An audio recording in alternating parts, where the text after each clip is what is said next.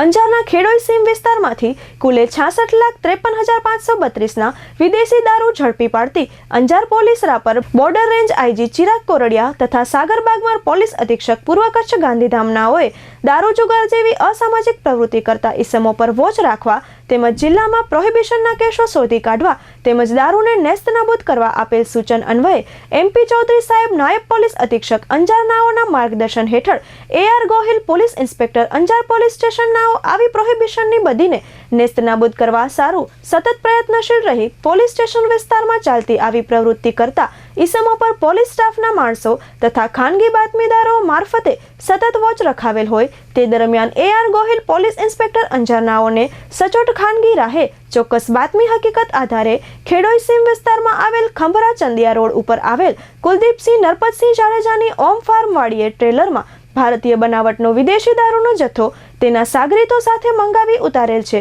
જે ચોક્કસ બાતમી આધારે પોલીસ સ્ટાફ સાથે બાતમીવાળી જગ્યાએ રેડ કરી પ્રોહી મુદ્દામાલ તથા અન્ય મુદ્દામાલ ટ્રેલર તથા તેમાં ભરેલ પ્લાસ્ટિકની બોરીઓ તથા મોટરસાયકલ નંગ 2 પકડી તપાસના કામે કબજે કરી કાયદેસરની કાર્યવાહી હાથ ધરેલ છે।